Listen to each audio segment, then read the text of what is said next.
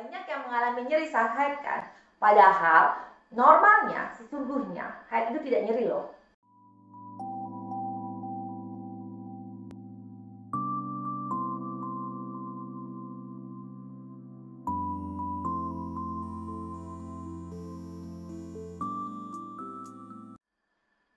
Nyeri haid setiap bulan seorang wanita yang sudah mengalami pubertas dan sebelum menopause mengalami haid. Nah, haid ini untuk beberapa orang, terutama di Indonesia, sering dipikirkan sebagai suatu proses yang menimbulkan nyeri. Jadi banyak pasien-pasien yang datangnya ke saya, biasa dok kalau mens sakit nyeri. Padahal kalau mens itu sesungguhnya tidak nyeri.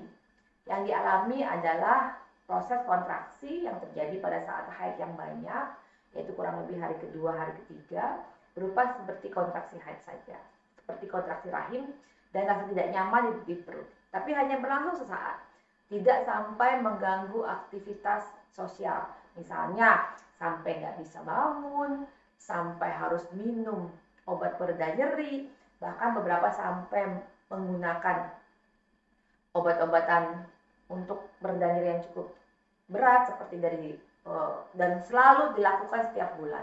Yang ringan bahkan yang ringan-ringan saja menggunakan air hangat tertempel di perut. Dan itu terjadi setiap bulan dianggap sebagai yang normal.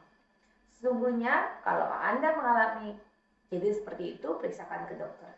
Karena sejatinya Tuhan itu tidak menghukum wanita untuk memberinya dia nyeri. Jadi kalau ada nyeri, coba periksakan. Mungkin ada sesuatu. Seperti misalnya infeksi di organ reproduksi wanita bagian dalam. Karena organ reproduksi dari yang luar dan dalam itu saling berhubungan, dan infeksi pada organ genital atau organ wanita itu bisa menyebabkan infeksi di bagian dalam. Dan itu juga menyebabkan nyeri atau peradangan dan akibatnya nyeri. Selain itu yang paling sering adalah kista coklat atau yang kita katakan endometriosis.